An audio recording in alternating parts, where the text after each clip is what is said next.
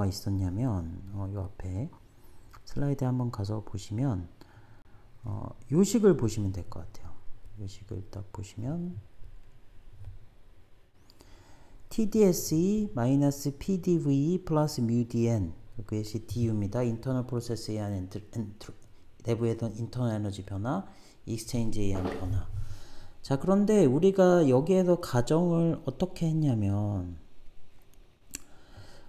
콘스탄트 볼륨 프로세스라고 했죠. 콘스탄트 볼륨 프로세스라고 했고 클로즈드 시스템, 클로즈드 시스템이란 말을 보는 순간 DNE는 0, 콘스탄트 볼륨 프로세스 DV는 0입니다.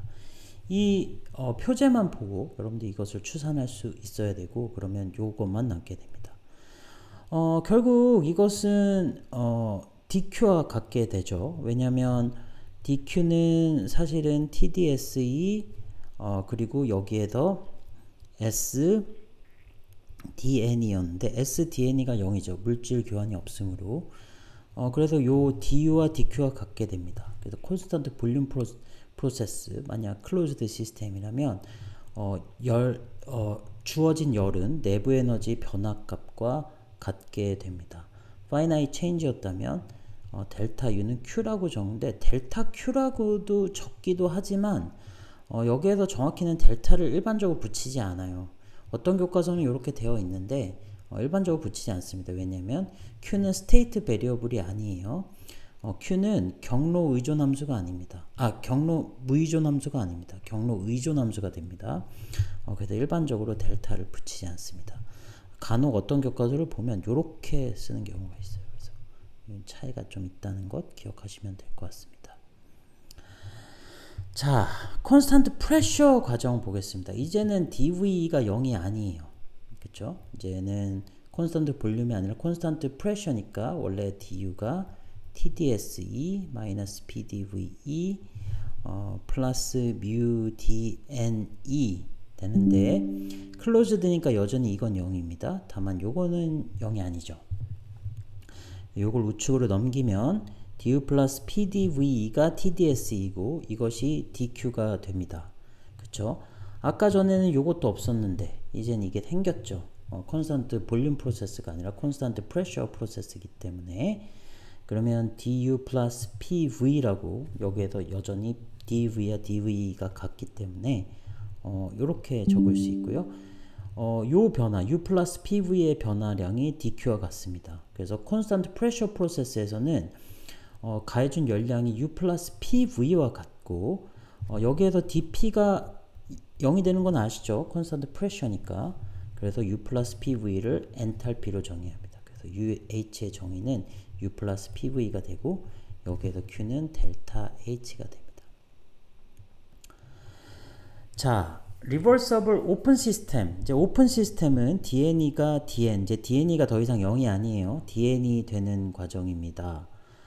자, DV는 자, 이제 요것도 DV가 DVE와 같은데 요거 미케니컬에 의한 부피 변화도 있지만 물질 교환에 의한 요 텀이 추가적으로 붙게 됩니다. DNE는 DN과 같고요.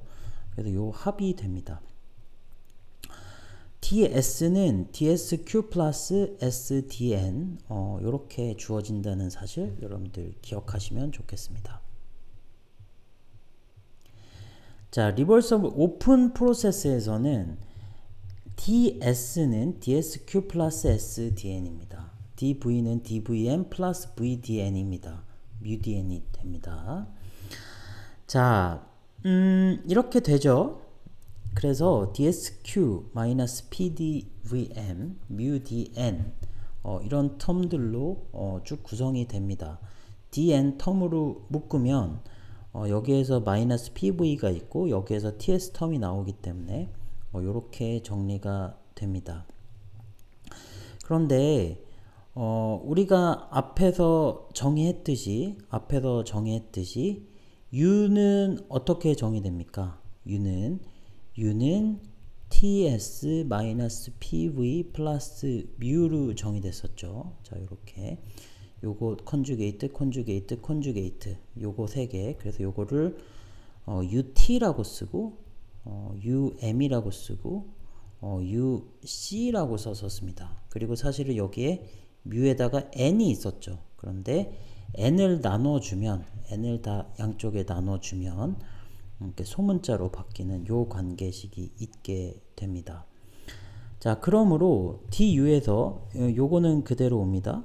요것도 그대로 옵니다. 요것도 그대로 오는데 ts-pv는 u-mu로 쓸 수 있습니다. u-mu로 써서 오픈 시스템에서 만약 리버서블 프로세스였다면 여기가 두 개가 주어지고요. 여기가 플러스 udn이 된다는 사실 여러분들 기억하시면 좋겠습니다.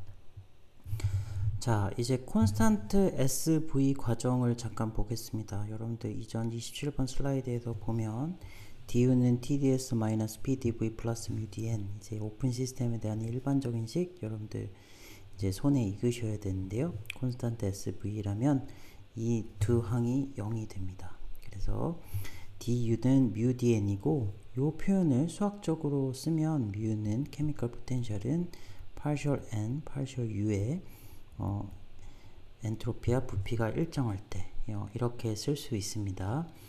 엔트로피가 일정한 프로세스에서는 ds는 dsq 열 교환에 의한 것, 물질 교환에 의한 것 합하면 0이 된다.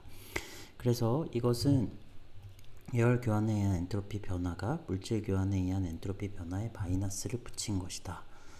달리 얘기하면 어떤 시스템에 엔트로피를 일정하게 맞춰줄 수 있다면 물질을 열을 공급하게 되면 반대로 물질이 빠져나오는 현상을 만들어낼 수 있습니다. 아주 특정 조건에서 이런 특성을 이용하는 디바이스도 있긴 한데 일반적으로 엔트로피를 일정하게 맞춰주는 게 매우 까다롭습니다. 실험실에서 엔트로피는 쉽게 조절할 수 있는, 컨트롤할 수 있는 값이 아니라고 보시면 되겠습니다.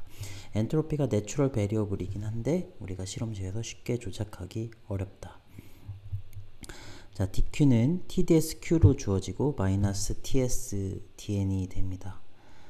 자, 콘스탄트 sv라고 하겠습니다. 그러면 du는 tds-pdv 플러스 muDn인데 요 두 개가 0이 되는 과정이니까 요거만 남았었죠. 그래서 요 두 개가 이런 관계가 성립되게 됩니다.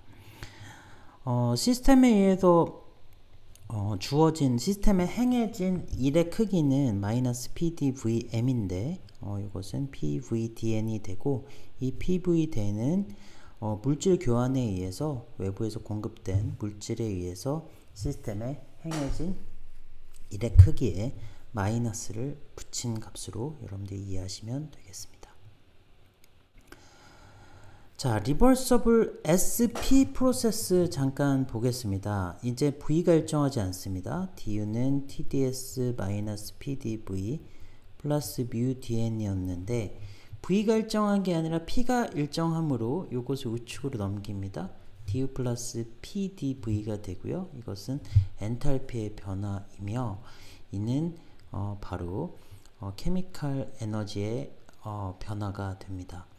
이 식을 다시 쓰면 partial h, partial n 그리고 무엇이 일정합니까? SP가 일정할 때가 바로 케미컬 포텐셜이다. 이렇게 쓸 수 있겠습니다. 열에 의한 엔트로피 변화는 물질 교환에 의한 엔트로피 변화에 마이너스를 붙인 것, 아까와 동일한 초식입니다. dq는 tdsq고 이것은 마이너스 tsdn이 됩니다. 볼륨 익스체인지는 이렇게 주어지는데 더 이상 이것이 0인 경우는 아닙니다. 자, dv 리버서블 워크는 마이너스 pdvn이고 그것의 크기는 이렇게 주어집니다. 엔탈피라는 것은 달리 얘기하면 엔트로피와 압력이 일정할 때 엔트로피와 압력이 일정할 때 단위 몰수당 엔탈피의 변화가 바로 케미컬 포텐셜이 된다는 사실 여러분들 기억하시면 되겠습니다. 자, 이제는 T와 V가 일정한 과정을 잠깐 보겠습니다. T와 V가 일정한 과정이니까 여기에서 신경 쓸 필요 없죠. 그리고 muDn입니다. 자, 무조건 muDn을 우측에 남기겠습니다. 그러면 du-tds가 돼야 되고 du-TdS 이 물리량 변화가 바로 케미컬 포텐셜의 물질 매스 변화와 동일하게 됩니다. 그래서 이 물리량을 정의할 필요성이 있습니다. 이것을 헤르몰츠 프리 에너지로 정의합니다. U-TS가 됩니다. 그냥 되는 게 아니라 이 조건 T와 V가 일정한 조건에서 바로 케미컬 포텐셜 에너지, 케미컬 포텐셜의 변화를 구하기 위해서 헤르몰츠 프리 에너지가 도입됐습니다. dF는 mu dn이 되고요. 마찬가지 초식으로 이것은 partial 잠깐만요. 여기서 케미컬 포텐셜을 구해내는 게 매우 중요합니다. 그래서 그렇게 되고 TV가 됩니다. 열량의 변화는 이렇게 되죠. 그래서 이것은 이렇게 두 가지 텀으로 주어지고 일의 양은 마이너스 PdVm 그 PVdn이 됩니다. 자, 이제 여기에서 포텐셜만 다 0인 경우입니다. 이것이 일반적으로 포텐셜이 다 일정한 경우, 이 경우가 화학실험실에서 구현해내기가 가장 좋습니다. 여기서 보시면 V는 미케니컬 매터죠. 매터 아니면 S는 썰멀 매터입니다. 매터를 콘스탄트하게 만드는 거는 사실 굉장히 어려워요. 다만 포텐셜은 상대적으로 쉽습니다. 예를 들어서 T와 P를 일정하게 만드는 것은 항온 장치를 두고 대기압에 노출시키면 압력이 일정하고 온도를 일정하게 조절을 하게 되는 경우 우리가 이 상태를 구현할 수 있습니다. 그래서 화학이나 재료과학에서 깁스 프리 에너지를 가장 많이 쓰는 것이 바로 실험실에서 구현해내기가 가장 쉬운 조건이기 때문에 그렇습니다.